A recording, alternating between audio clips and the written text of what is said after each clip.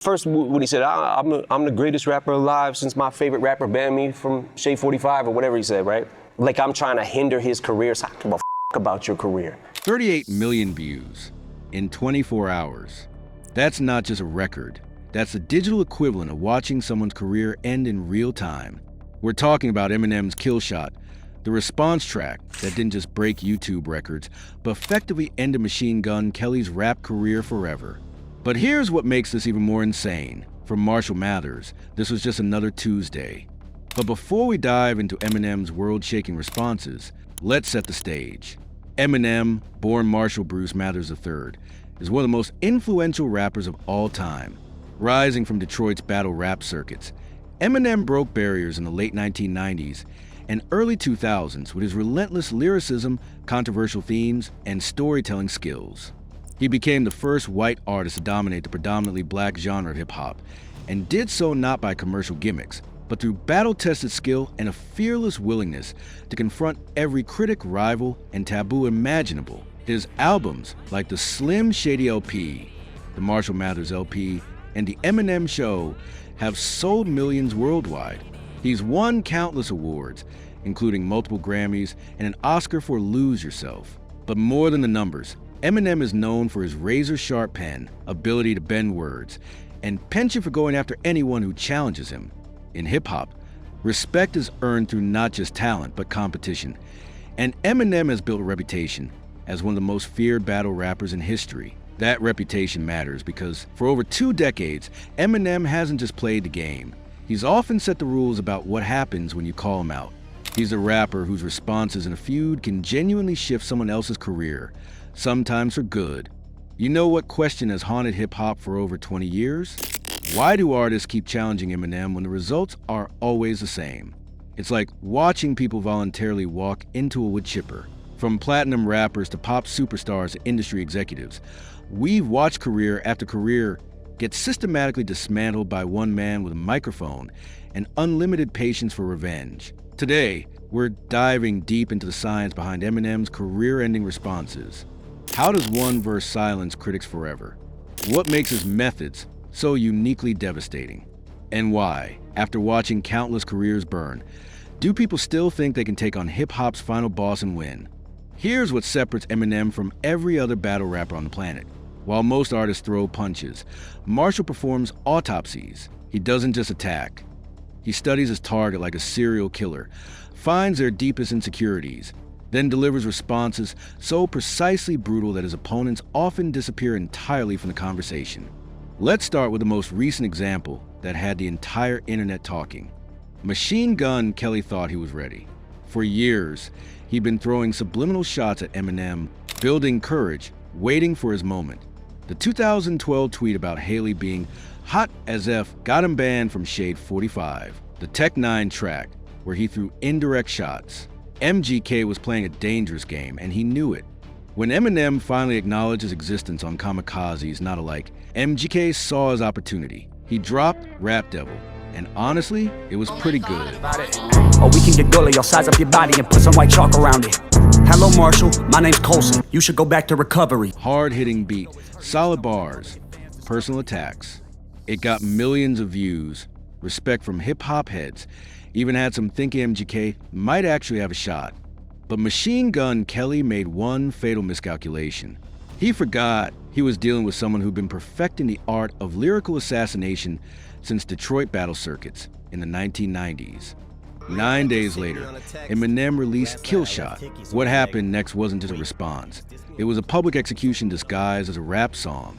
M didn't just address MGK's points. He systematically destroyed them while exposing uncomfortable truths about Kelly's career, his appearance, even his breakfast habits. The man bun jokes became memes. The cereal bar line became hip-hop legend. But the real damage was psychological. Eminem questioned MGK's authenticity, his street credibility, and most brutally, his relevance. He made Kelly look not just defeated, but desperate and foolish for even trying. The aftermath? MGK announced he was done with hip-hop and pivoted to pop-punk. He hasn't released a serious rap song since. One response track ended an entire career trajectory. The MGK Annihilation was just the latest example of something Eminem had been perfecting for years. Let's rewind to 2009, when one of the biggest pop stars in the world decided to test the waters with Slim Shady. Mariah Carey thought she was untouchable. 5-octave range, hundreds of millions of albums sold, untouchable diva status. When she dropped Obsessed in 2009, taking shots at Eminem while portraying him as a delusional stalker obsessing over a relationship that never happened. It seemed like smart pop strategy. The music video was particularly clever. Carey dressed as an Eminem lookalike, complete with bleached hair and hoodie, making him look pathetic and desperate. Radio ate up. Her fans loved it. For a moment, it looked like the pop princess might actually outwit the rap god. Then Eminem released The Warning. In 6 minutes and 27 seconds, Marshall didn't just respond to Mariah's accusations. He provided receipts, threatened to release voicemails, revealed intimate details about their alleged relationship that made everyone in the room uncomfortable, brought Nick Cannon into the crossfire just because he could. The track was so detailed, so personal, so aggressively nuclear that even Eminem's fans wondered if he'd gone too far. But here's the remarkable thing, it worked perfectly. Carey immediately went silent about the feud. Radio stations quietly pulled back on Obsessed. The pop princess who'd been throwing shots for months suddenly had absolutely nothing to say. Nick Cannon tried to step in years later with not one, not two, but 3 diss tracks. The Invitation, Pray for Him, Invitation canceled, releasing him in 11 desperate days. Eminem's response? Complete silence. The hip-hop community's response? They roasted Cannon so brutally he became a walking meme. As one YouTube comment perfectly captured it, Eminem made history, the first rapper to win a beef without even rapping. But perhaps Eminem's most devastatingly effective long-term destruction involved Benzino and the Source magazine. This wasn't just about ending one person's career. This was about taking down a hip-hop institution that had shaped the culture for decades. The beef started over something seemingly petty: album ratings. The Source gave the Eminem Show 4 mics out of 5, and Eminem felt it deserved perfection. When Benzino, the Source's co-founder, publicly stated that no white rapper would ever get 5 mics from his magazine, war was declared. What followed was a masterclass in sustained psychological warfare. Eminem released Nail in the Coffin, The Sauce, Bully, each track more personal and devastating than the last. He attacked Benzino's credibility, his age, his appearance, his failed rap career. More importantly, he exposed a conflict of interest at the heart of hip-hop journalism. The impact was catastrophic and permanent. The Source lost credibility, advertisers, and readers. Benzino was forced to sell his stake and step down. The publication never recovered its influence in hip-hop culture. One beef didn't just end a career, it ended an era. So what makes Eminem's responses so uniquely destructive? We've identified 4 key elements that separate him from every other battle rapper. First, the art of patient destruction. While other artists rush to respond, often dropping tracks within hours, Eminem waits. He studies his opponent like a chess master, identifying weaknesses, insecurities, pressure points that others miss. The longer he waits, the more ammunition he gathers. Second, personal without crossing lines.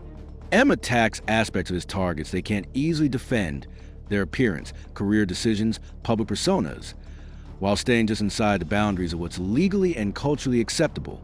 He knows exactly how far to push without facing real consequences. Third, memeable moments. The man bun jokes, the cereal bars, the voicemail threats. Eminem creates moments that become part of hip-hop folklore, ensuring his victories live forever in internet culture. Being turned into a meme can be more career-damaging than any bars.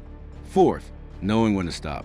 After delivering the killing blow, Eminem typically goes completely silent, letting the damage speak for itself while his opponents flail around looking increasingly desperate with each unanswered response. Fast forward to 2024, and Eminem's reputation as hip-hop's untouchable final boss remains absolutely intact. His latest album contains shots at Diddy, Kanye, various critics, yet none have dared respond directly. This isn't coincidence. It's calculated fear based on decades of evidence. Yet people keep trying. In hip-hop culture, being dissed without responding is seen as taking an automatic L. The problem? Responding to Eminem usually results in an even bigger, more permanent L. It's created a unique situation, and artists so fear that challenging him has become a legitimate career-threatening decision. When other rappers beef, both sides can usually claim some form of victory. When someone beefs with Eminem, there's typically only one possible outcome. What we've learned from analyzing these feuds is that Eminem doesn't just battle, he conducts psychological warfare at a doctoral level. He understands that in our social media age, being turned into a laughingstock can be more damaging than any diss track. Those jokes don't just sting in the moment, they follow you forever. Every time MGK's name comes up, someone mentions the man bun. Every Nick Cannon appearance gets comments about his terrible diss tracks. Every Benzino interview includes questions about getting destroyed by someone half his age. This phenomenon has literally changed how hip-hop beef works. Artists now think twice before throwing even subliminal shots at Eminem. Record labels consider potential backlash before allowing their acts to engage. One man has created a no-fly zone around himself through pure lyrical intimidation. At 52, Marshall shows no signs of slowing his response game. If anything, he's getting more ruthless with age, more precise with his attacks, delivered with the confidence of someone who's never lost a battle that actually mattered. His recent disses are sharper, more personal, backed by decades of credibility that can't be questioned. Let's look at the evidence. Killshot holds a record for biggest hip-hop YouTube debut ever. The Warning forced a global superstar into permanent silence. The Benzino War took down a magazine empire. These aren't just victories, they're case studies in how one perfectly crafted response can change everything. When hip-hop historians write about this era, they'll remember Eminem not just as a great rapper, but as someone who perfected the art of the career-ending response. He turned diss tracks from entertainment into weapons of mass career destruction. In a genre built on competition and respect, Marshall achieved something remarkable. He made himself essentially unbeatable through sheer consistency of devastating responses. The question isn't whether Eminem will face another challenger. In hip-hop, that's inevitable. The question is whether anyone will ever figure out how to beat the unbeatable, or if Marshall Mathers will retire as the last man standing in hip-hop's most dangerous arena. After analyzing decades of responses, studying the wreckage of careers, and witnessing the fear he strikes in an entire industry, we have our answer. Eminem doesn't just silence his critics with one verse. He's created a legacy where the mere threat of his response keeps most people from speaking at all. That's how you build a reputation that transcends music and enters the realm of genuine fear.